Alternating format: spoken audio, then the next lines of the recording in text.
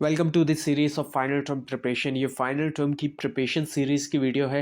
Complete series इस channel के ऊपर अपलोड की जा रही है और आज की वीडियो के अंदर आपको ECO 402 के लेक्चर नंबर 31 से लेकर 40 तक के मेन पॉइंट्स करवाए जा रहे हैं फाइनल टर्म एग्ज़ाम्स की प्रिपरेशन के लिए। तो शुरू करते हैं आज के इस ट्यूटोरियल को। इसमें सबसे पहले जो है वो है monopoly pricing compare to perfect competition pricing. So ये दोनों जो मार्केट स्ट्रक्चर्स हैं इनके अंदर जो प्राइसिंग का कंपैरिजन है वो क्या है, मोनोपोली में क्या है और परफेक्ट कंपटीशन के अंदर क्या है। अब ये तो शायद आपको मालूम होगा कि मोनोपोली के अंदर एक सिंगल फर्म होती है, जबकि परफेक्ट कंपटीशन के अंदर बहुत सारी जो है वो फर्म्स होती हैं। सो सिंगल फर्म होने की वजह से मोनोपोली में क्या होता है कि जो प्राइस होता है वो मार्जिनल कॉस्ट से ज़्यादा होता है, यहाँ पे ज़्यादा प्राइस चार्ज किया जा रहा होता है।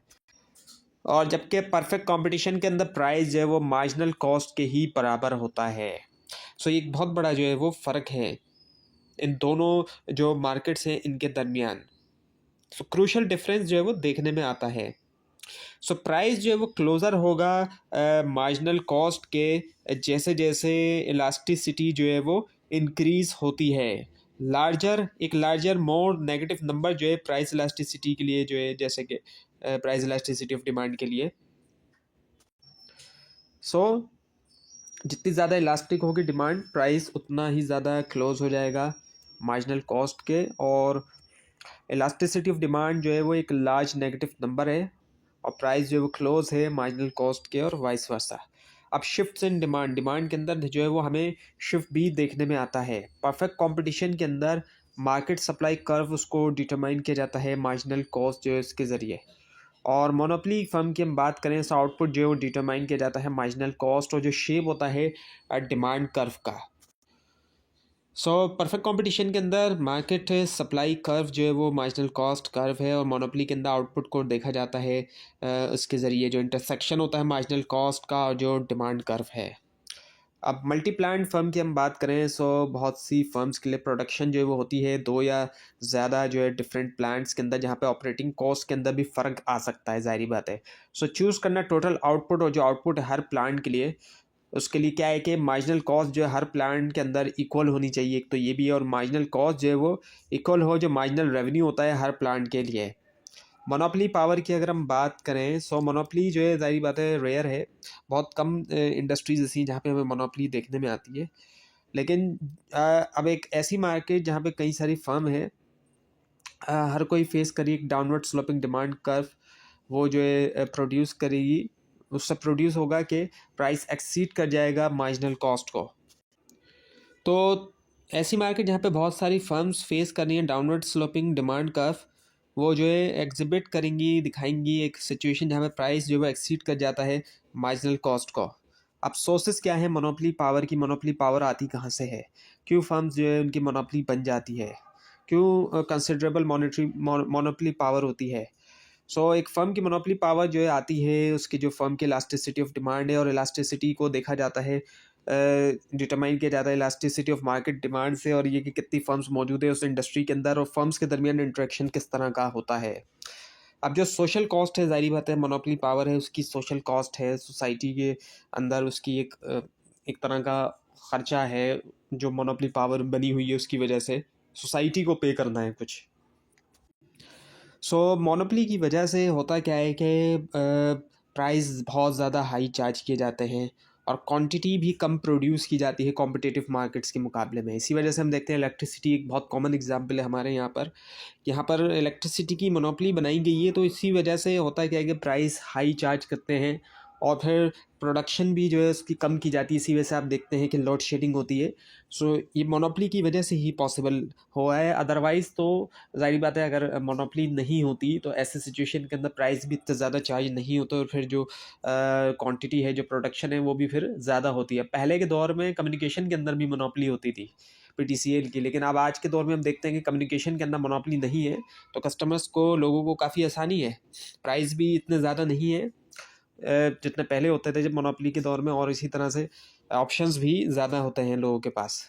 अब नेचुरल मोनोपोली की अगर हम बात करें तो अब एक ऐसी सिचुएशन भी कुछ जगहों पर आती है जहाँ पे पूरी की पूरी अगर फर्म जो है वो प्रोड्यूस करे आउटपुट एक इंडस्ट्री का, तो वो लो कॉस्ट के ऊपर करेगी। कुछ ऐसी जगह, कुछ ऐसी भी सिचुएशन आ जाती है, तो वहाँ पर नेचुरल मोनोपोली बन जाती है। एक फर्म जो है पूरा का पूरा आउटपुट प्रोड्यूस करेगी पूरी इंडस्ट्री का, तो वो कम कॉस्ट पे कर सकेगी मल्टीपल फर्म्स के मुकाबले में। ज़्यादातर रेलवे की एग्जांपल दी जाती है कि रेलवे की जो है वो नेचुरल मोनोपोली जो है वो कहा जाता है कि रेलवे जो है वो नेचुरल मोनोपोली में आती है। अब रेगुलेशन इन प्रैक्टिस की हम बात करें कि इसको रेगुलेट किस तरह किया जाए, तो बहुत डिफ़िकल्ट होता है कि एस्टिमेट किया जाए फर्म की कॉस्ट और जो डिमांड फंक्शन होता है, क्योंकि ये चेंज होते हैं। मार्केट की जो इवॉल्विंग कंडीशन है, जो इवॉल्व हो रही है कंडीशन, वक्त के साथ साथ इवॉल्व हो रही है, उसमें हम देखते हैं कि वो एक जैसी नहीं रहती। सो एक अल्टरनेटिव प्राइसिंग टेक्निक जो कि रेट ऑफ रिटर्न एग्रीगेशन है, ये अलाउ करता है फर्म को कि सेट करें मैक्सिमम प्राइस जो कि बेस करता है एक्सपेक्टेड रेट के ऊपर भी, या फिर जो रिटर्न जो कि फर्म जो है वो अर्न करेगी। अब है मोनोप्सोनी। मोनोप्सोनी भी होती है एक ऐसी मार्केट होती है जिसके अंदर एक ही सिंगल बायर है, बायर सिंगल है इसमें सिर्फ। मोनोप्सोनी पावर जो है वो एबिलिटी होती है बायर की। अभी यहाँ पर उल्टा हो रहा है कि बायर ही एक होगा, एबिलिटी होती है यहाँ पे बायर की कि वो अफेक्ट कर सके प्राइस भी, जाहिर बात है फिर वो प्राइस को भी अफेक्ट कर सकता है और वो कम पे करेगा। अब ये मोनोपोली का उलट है कि यहाँ पे जब सिंगल बायर है उसके पास पावर है, वो कम पे करे, जितने एक नॉर्मल प्राइस है कॉम्पिटिटिव मार्केट में जो प्राइस है वो उसके मुकाबले में वो कम पे करे। सो ये मोनोपोली आ जाती है। सो कॉम्पिटिटिव बायर प्राइस टेकर है, जो कॉम्पिटिटिव बायर है वो प्राइस टेकर होता है, और फिर उसके जो पी है वो मार्जिनल एक्सपेंडिचर के बराबर है प्राइस, और एवरेज एक्सपेंडिचर की भी, और डी जो है वो है मार्जिनल वैल्यू। अब मोनोप्सोनी पावर की अगर हम बात करें, सो बहुत कम बायर अगर हों तो ऑब्वियसली बात है वो प्राइस को इन्फ्लुएंस कर सकते हैं। ऑटोमोबाइल इंडस्ट्री में अगर बायर जो है वो कम है तो ऑब्वियसली बात है वो कर सकते हैं। इनके जो गाड़ियों की इंडस्ट्री है वहाँ पर बायर जाहिर बात है इतने ज़्यादा नहीं होते, हर कोई तो नहीं गाड़ी खरीदता, इसी वजह से तो वहाँ पर जो है वो बायर्स जो है वो इन्फ्लुएंस कर सकते हैं प्राइस को, क्योंकि बायर्स की ताकत इतनी नहीं होती। सो मोनोप्सोनी जो है वो पावर देता है उनको कि वो पे करें प्राइस जो कि मार्जिनल वैल्यू से कम होती है। और किस हद तक मोनोप्सोनी की पावर है ये डिपेंड करता है 3 सिमिलर फैक्टर्स के ऊपर। इलास्टिसिटी जो है मार्केट सप्लाई की, जितनी कम होगी इलास्टिसिटी मार्केट सप्लाई की उतनी ही ज़्यादा होगी मोनोप्सोनी पावर। इसके अलावा नंबर ऑफ़ बायर कितने हैं, जाहिर बात है जितने कम होंगे नंबर ऑफ़ बायर उतनी ही कम जो है वो इलास्टिसिटी सप्लाई होगी और उतनी ही ज़्यादा मोनोप्सोनी पावर होगी। यहाँ पर इलास्टिसिटी सप्लाई की बात की जा रही है, डिमांड की इलास्टिसिटी की नहीं। और इंट्रैक्शन कैसा है हमारे बायर्स के दरमियान, जितने ज़्यादा बायर्स कम कम्पीट करेंगे एक दूसरे से तो मोनोप्सोनी पावर ज़्यादा होती है। नाउ दी बायलैटरल मोनोपोली। अच्छा, अब एक और सिचुएशन है जो ना मोनोपोली है ना मोनोप्सोनी है, बल्कि ये बायलैटरल मोनोपोली कहलाई जाती है। अब बायलैटरल मोनोपोली तो बहुत कम देखने में आती है, ये कोई बहुत ही कम ऐसी सूरत हाल है कि बायलैटरल मोनोपोली होगी। एक ऐसी मार्केट होती है जहाँ पर बहुत कम सेलर होते हैं, साथ में मोनोपोली पावर होती है सेल करने के लिए मार्केट को, बहुत कम बायर होते हैं मोनोप्सोनी पावर के साथ। सो ये जो है ज़्यादा कॉमन है। मतलब ये क्या है, ऐसा तो खैर नहीं हो सकता कि एक ही सेलर एक ही बायर को बेच रहा है, लेकिन ये ज़रूर होता है कि एक सेलर बहुत कम बायर्स को बेच रहा है। इस तरह की बायलैटरल मोनोपोली जो है वो हम देख सकते हैं। सो रियल वर्ल्ड के अंदर हमें ये देखने में आता है कि बहुत कम सेलर हैं किसी भी प्रोडक्ट के, और वो बहुत कम जो है वो बायर्स को बेच रहे हैं। इस तरह की मोनोपोली को हम बायलैटरल मोनोपोली कहते हैं। एक सेलर एक बायर को बेचे, इस तरह की मोनोपोली बहुत कम देखने में आती है। बायलैटरल मोनोपोली जो है, इस तरह की बायलैटरल मोनोपोली बहुत कम देखने में आती है। लेकिन ऐसी बायलैटरल मोनोपोली तो हम देखते हैं कि जहाँ पर ऐसी प्रोडक्ट है जिसके बेचने वाले भी बहुत कम है तो ख़रीदने वाले भी बहुत कम हमें दिखाई देते हैं। Now the limiting market power, the antitrust law. So जो गोल है एंटी ट्रस्ट लॉ का वो क्या होता है कि प्रमोट किया जाए कॉम्पिटिटिव मार्केट्स को, कॉम्पिटिटिव इकोनॉमी को, और जो रूल्स एंड रेगुलेशन है ये इनको डिज़ाइन किया गया ताकि प्रमोट किया जाए कॉम्पिटिटिव इकोनॉमी। किस तरीके से कि एक्शंस, ऐसे एक्शंस को रोका जाए जो कि रुकावट बनते हैं या फिर रोकते हैं कंपटीशन को, और रिस्ट्रिक्ट किया जाए, रोका जाए ऐसी फॉर्म्स ऑफ मार्केट जो कि अलाउेबल हैं। So pricing with market power, market power के साथ अगर हम प्राइसिंग की बात करें, सो प्राइसिंग जो है मार्केट पावर के बगैर जो कि परफेक्ट कंपटीशन है, यहाँ पर क्या होता है कि डिमांड एंड सप्लाई के मुताबिक की जाती है प्राइसिंग जो है वो, और इंडिविजुअल प्रोड्यूसर जो है वो उसको फोरकास्ट करना होता है मार्केट को और कंसंट्रेट करना होता है मैनेज करने के ऊपर प्रोडक्शन, ताकि वो मैक्सिमाइज़ करे अपना प्रॉफिट भी। और प्राइसिंग जो होती है मार्केट पावर के साथ, यानी कि इम्परफेक्ट कंपटीशन, परफेक्ट कंपटीशन के अलावा जो दूसरी मार्केट है, यह रिक्वायर करता है इंडिविजुअल प्रोड्यूसर को कि वो जाने जो करेक्टरिस्टिक्स है डिमांड की भी, और साथ में जो मैनेज प्रोडक्शन होती है वो भी। Now the price discrimination. अब प्राइस डिस्क्रिमिनेशन की हम बात करें, जो वर्ड डिस्क्रिमिनेशन होता है इसका मतलब होता है फ़र्क करना। फ़र्क करना है, किसी भी तरह का फ़र्क करना, उसको हम डिस्क्रिमिनेशन कहते हैं। जब हम प्राइस डिस्क्रिमिनेशन की बात करते हैं तो फिर ये होता है कि फ़र्क किया जाता है कस्टमर्स के दरमियान, पैसे जब चार्ज किए जाते हैं। सो चार्ज किया जाता है डिफरेंट प्राइसेस जो है वो डिफरेंट कंज्यूमर्स से सेम गुड के लिए, यानी कि एक ही चीज़ बेची जा रही है मुख्तलिफ कंज्यूमर्स को, लेकिन उनसे मुख्तलिफ प्राइस चार्ज की जा रहा है। और ऐसा अक्सर देखने में आता है, ये कॉमन सी चीज़ है। लेकिन प्राइस डिस्क्रिमिनेशन भी कई तरह की है, एक तरह की नहीं होती। फर्स्ट डिग्री प्राइस डिस्क्रिमिनेशन होती है जिसमें चार्ज किया जाता है सेपरेट प्राइस जो है वो हर कंज्यूमर को सेपरेट प्राइस चार्ज किया जाता है, और जितना वो पे करना चाहे। इस तरह की आप देखते हैं हमारे यहाँ जब बार्गेनिंग होती है वहाँ पर इस किस्म की प्राइसिंग देखने में आती है कि कस्टमर जितना पे कर सकते हैं उसके मुताबिक उनको जो है वो चार्ज किया जाता है। उनकी जो भी विलिंग होते हैं वो पे करने के लिए, उसके मुताबिक उनको चार्ज किया जाता है। जितनी वो बार्गेनिंग करते हैं फिर वो एक हद तक उनसे कम किया जाता है प्राइस को। इसके अलावा सेकंड डिग्री प्राइस डिस्क्रिमिनेशन है, जो कि क्वांटिटी के मुताबिक जो है वो चार्ज किया जाता है। ये ज़्यादातर होलसेलर करते हैं, रिटेलर भी कभी कभी कर लेते हैं जब वो देखते हैं कि उनसे ज़्यादा जो है वो ख़रीदा जा रहा है सामान, तो प्राइस डिस्क्रिमिनेशन वो भी कर लेते हैं। और फिर थर्ड डिग्री की जो प्राइस डिस्क्रिमिनेशन होती है, यहाँ पे मार्केट को डिवाइड किया जाता है ग्रुप्स के अंदर, और हर ग्रुप की जो है वो अपनी डिमांड फंक्शन होती है।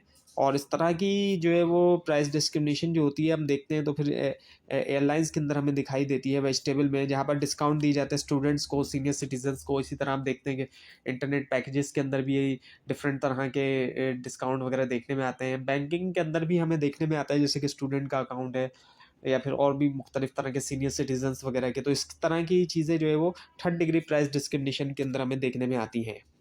सो price discrimination as a consumer जो कि ज़्यादा प्राइस इलास्टिक होते हैं वो यूज़ करते हैं कूपन या रिबेट ज़्यादातर, जब वो परचेज़ करते हैं प्रोडक्ट उनके मुकाबले में जो लेस इलास्टिक डिमांड के साथ कंज्यूमर्स होते हैं। और कूपन और रिबेट प्रोग्राम अलाउ करता है फर्म्स को कि वो प्राइस को डिस्क्रिमिनेट कर सकें, फ़र्क करें। ज़ाहिर बात है कूपन अगर दे रही है कंपनी या कोई रिबेट दे रही है तो वो भी एक तरह का फ़र्क किया जा रहा है ना, क्योंकि हर कोई तो कूपन से नहीं बाई कर रहा।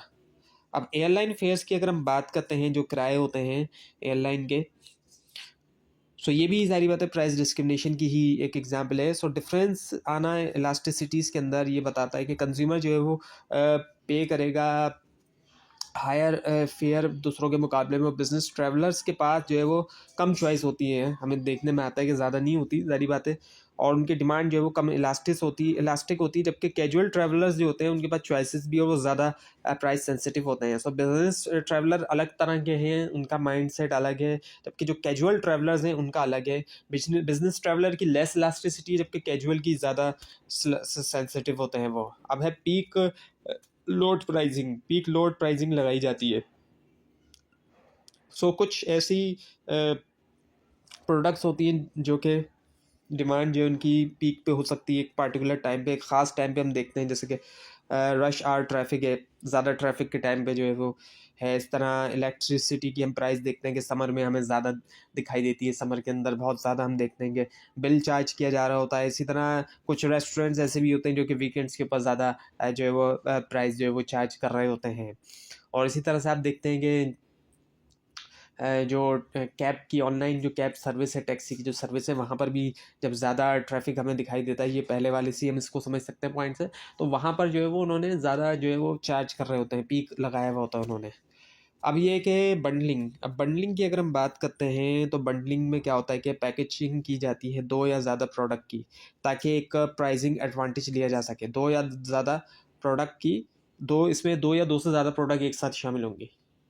और अब जो कंडीशन ज़रूरी होती है बंडलिंग के लिए, जो कंडीशन ज़रूरी है, एक तो ये कि हेट्रोजीनियस कस्टमर, तो एक जैसे नहीं हो। प्राइस डिस्क्रिमिनेशन जहाँ पर पॉसिबल ना हो सके तो फिर बंडलिंग की तरफ जाते हैं कि हम फ़र्क नहीं कर सकते तो बंडलिंग की तरफ जा सकते हैं। डिमांड जो है हो सकता है नेगेटिवली जो है कोरिलेट करें। अब बंडलिंग की टाइप्स हैं और इसमें मिक्स बंडलिंग आ जाती है, जहाँ पे सेल किया जाता है बंडल के तौर पर भी और सेपरेटली भी, इसलिए इसको मिक्स कहा जाता है। बंडल भी होगा और सेपरेटली भी होगा। प्योर बंडलिंग जिसमें सिर्फ पैकेजिंग ही सेल की जाएगी, इसमें कोई सेपरेटली जो है वो सेल नहीं किया जाएगा। सो बंडलिंग कंटिन्यू है। सो एक टाइपिंग टाइम भी इसके अंदर आ जाती है, बंडलिंग के अंदर टाइम भी आ जाती है। एक ऐसी प्रैक्टिस होती है जिसमें कस्टमर्स को ये रिक्वायर होता है कि वो परचेज करेंगे एक गुड को ताकि वो दूसरा खरीद सकें। दूसरे को खरीदने के लिए उनको एक और चीज़ खरीदना पड़ेगी, इसको हम टाइम कहते हैं।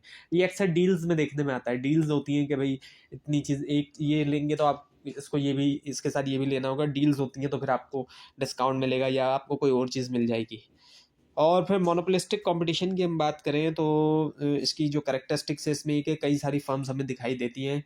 एंट्री और एग्जिट इसके अंदर आसान होता है, फ्री होती है और प्रोडक्ट डिफ्रेंशिएट होती हैं, मुख्तलिफ तरह की प्रोडक्ट्स इसके अंदर होती हैं। अब ये कि मेकिंग ऑफ मोनोपोलिस्टिक कंपटीशन, सो दो इंपॉर्टेंट कैरेक्टरिस्टिक्स ये कि डिफ्रेंशिएट हैं लेकिन हाईली सब्सटीट्यूटेबल प्रोडक्ट्स होती हैं, यानी कि एक दूसरे से मुख्तलिफ हैं लेकिन एक दूसरे की जगह इस्तेमाल किया जा सकता है, ऐसी प्रोडक्ट्स होती हैं। और एंट्री जो है एग्जिट और फ्री एंट्री होती है एग्जिट और एंटर होने के लिए। अब ये कि जो मोनोपोलिस्टिक कंपटीशन और इकोनॉमी की जो एफिशिएंसी, इसकी हम बात करें अगर, सो ट्रेड ऑफ होता है इकोनॉमिक एफिशिएंसी और जो मार्केट पावर है मोनोपोलिस्टिक कंपटीशन की। और ये कि डिफरेंशिएशन जो है वो जनरेट कर सकता है इकोनॉमिक सरप्लस, कंज्यूमर सरप्लस, और इससे जो है वो क्या होता है कि प्राइजेस जो कि हायर हो सकते हैं इसके मुकाबले में कि जो परफेक्टली कॉम्पिटिटिव मार्केट में है। सो मोनोपली पावर जो है डिफरेंशिएशन जो है उसका जो एक हायर प्राइस होता है परफेक्ट कंपटीशन के मुकाबले में भी। और अगर प्राइस यहाँ तक लो हो जाए जो जहाँ पर MCD के बराबर होता है, कंज्यूमर सरप्लस इंक्रीज हो जाएगा और कोई भी जो है इकोनॉमिक प्रॉफिट नहीं रहेगा लॉन्ग रन के अंदर। सो ओलिगोपोली की अगर हम बात करें इसकी करेक्टरिस्टिक्स की, जो कि ये भी एक मार्केट का स्ट्रक्चर है। सो इसमें बहुत कम फर्म्स होती हैं, प्रोडक्ट जो है डिफ्रेंशिएट भी कर सकती है और नहीं भी, दोनों पॉसिबल है। और बैरियर्स होते हैं एंट्री के लिए। ये ओलिगोपोली की एग्जांपल हमें गाड़ियों की इंडस्ट्री में देखने में आती है। और एग्जांपल आगे इसकी पहली एग्जांपल वही ऑटोमोबाइल की है, गाड़ियों की। इसके अलावा स्टील की जो इंडस्ट्री है, स्टील की जो स्टील मैन्युफैक्चरिंग की है जहाँ स्टील बन रहा है। इसके अलावा एल्यूमिनियम हो गई, पेट्रोकेमिकल्स हो गए, इलेक्ट्रिकल इक्विपमेंट्स हो गए, कोई भी इलेक्ट्रिक कार। इसके अलावा कंप्यूटर जाहिर बात है बनाने वाली फर्म्स हैं, बहुत कम है। मोनोपोली तो नहीं है लेकिन जाहिर बात है उनकी तादाद जो है वो ज़्यादा नहीं है। सो जो बैरियर्स हैं एंट्री के वो ये हैं, कई सारे बैरियर्स होते हैं एंट्री के, किसी भी मार्केट के अंदर इंटर होना चाह रहे हैं या इंडस्ट्री में। तो एक तो एक नेचुरल बैरियर भी आ जाता है कई बार, जैसे एयरलाइन की भी हम एग्जांपल ले सकते हैं। एयरलाइन में इंटर होना भी एक जाहिर बात है नेचुरल बैरियर बन जाता है। और रेलवे तो बहुत कॉमन एग्जांपल है कि एक नेचुरल बैरियर है वहाँ पर। और इसके अलावा स्केल इकोनॉमीज़ है कि बड़े पैमाने पे काम हो रहा है तो जाहिर बात है उसके लिए बहुत ज़्यादा इन्वेस्टमेंट या बहुत ज़्यादा जाहिर बात है उसके लिए ज़रूरत पड़ती है बड़ी फर्म्स की। और पेटेंट्स करवा लिया होता है कभी कुछ फर्म्स ने तो फिर दूसरा उस जैसी प्रोडक्ट को लॉन्च नहीं कर सकते। और टेक्नोलॉजी का इशू भी है, जाहिर बात है टेक्नोलॉजी जिस तरह एडवांस हो रही है और नेम रिकग्निशन होना, एक ब्रांडिंग यानी कि ये ब्रांडिंग से जुड़ा कॉन्सेप्ट है। एक ब्रांड बन जाती है जब किसी चीज़ की अच्छी ब्रांड बन गई तो फिर दूसरी कॉम्पिटिटर्स के लिए सरवाइव करना या एंटर होना भी बहुत मुश्किल हो जाता है। Now the equilibrium in an oligopolistic market. अब ओलिगोपोलिस्टिक मार्केट के अंदर जो इक्विलिब्रियम होता है उसके बारे में अगर हम बात करें, सो ओलिगोपोली के अंदर फर्म को लाजमी तौर पर कंसिडर करना चाहिए एंटिसिपेटेड रिएक्शन जो है इनके कॉम्पिटिटर के लिए, जब कभी भी वो प्राइस कर रहे हैं या फिर प्राइसिंग कर रहे हैं या फिर प्रोडक्शन डिसीजंस को वो कर रहे हैं। अब उसके बाद ये कि डिफाइनिंग इक्विलिब्रियम को अगर हम डिफाइन करें, सो इक्विलिब्रियम जो होता है ओलिगोपोली में वो तब होता है जब फर्म जो है उनके कंटेंट होती हैं उनके आउटपुट और प्राइसिंग डिसीजन से। सो फर्म जो है वो कर रही हैं बेस्ट जो कि वो कर सकें और नहीं होता उनका कोई इंसेंटिव कि वो चेंज करें आउटपुट या प्राइस, तो तमाम फर्म्स अज्यूम करती हैं कॉम्पिटिटर्स जो है वो ले रहे हैं राइवल डिसीजन। अब वैसे इक्विलिब्रियम जो है ना वो असल में एक ऐसी सिचुएशन है बेसिकली अगर हम बात करें जहाँ पर डिमांड और जो सप्लाई होती है वो बराबर होती है। बेसिकली तो इक्विलिब्रियम वही चीज़ है कि जहाँ पर कोई जो डिमांड और सप्लाई है वो बिल्कुल बराबर हो जाएगी। और नैश इक्विलिब्रियम की हम बात करें यहाँ पे जो लिखा हुआ है इसके मुताबिक, सो नैश इक्विलिब्रियम के अंदर हर फर्म जो है वो क्या कर रही है, बेस्ट पॉसिबल डिसीजन कर रही है, कंसिडर करते हुए जो उसके राइवल्स का डिसीजन है उसको भी कंसिडर करते हुए। अब जो कुर्नोट मॉडल डॉपली है, कुर्नोट मॉडल डॉपली के अंदर एक वाइडली यूज मॉडल है डॉपली का। सो ये मॉडल जो है वो अज्यूम करता है एक होमोजीनियस गुड और एक फर्म की जो प्रोडक्शन डिसीजन उनको किया जाता है कॉन्टेक्स्ट के अंदर कि क्या ये एंटिसिपेट करती है कि दूसरी फर्म जो है वो प्रोड्यूस करें। सो दो फर्म्स जो है वो कॉम्पीट कर रही हैं एक दूसरे के साथ, होमोजीनियस गुड्स हैं, एक जैसे हैं, और आउटपुट जो है एक दूसरी फर्म का उसको अज्यूम किया जाता है कि वो हो fixed. Now the reaction curve, अब रिएक्शन कर्व की अगर हम बात करें, सो जो रिएक्शन कर्व है कुर्नोट मॉडल के अंदर ये बताता है कि कैसे एक फर्म का ऑप्टिमल आउटपुट डिसीजन डिपेंड करता है एक्सपेक्टेशन के ऊपर, उसकी दूसरे फर्म्स के आउटपुट के ऊपर। प्राइस कंपटीशन की हम बात करें तो जो कंपटीशन होता है ओलिगोपोलिस्टिक इंडस्ट्री में वो हो सकता है प्राइस के साथ, ना कि आउटपुट के साथ। और बर्ट्रैंड मॉडल को यूज़ करते हुए इलस्ट्रेट किया जाता है प्राइस कंपटीशन एक ओलिगोपोलिस्टिक इंडस्ट्री के अंदर होमोजीनियस गुड्स के साथ।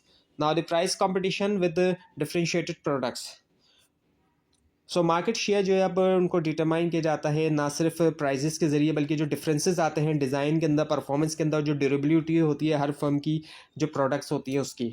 तो ये थी आज की वीडियो। आपको इस बारे में कोई क्वेश्चन है, खासतौर पर इसमें कोई मिस्टेक दिखाई दे ज़रूर हाईलाइट कीजिए, और इस पूरी सीरीज़ को देखने के लिए और फाइनल टर्म एग्जाम्स की प्रिपरेशन के लिए इस चैनल को सब्सक्राइब कीजिए, बेल आइकन के ऊपर क्लिक कीजिए। Thanks for watching this video and best of luck for your exams.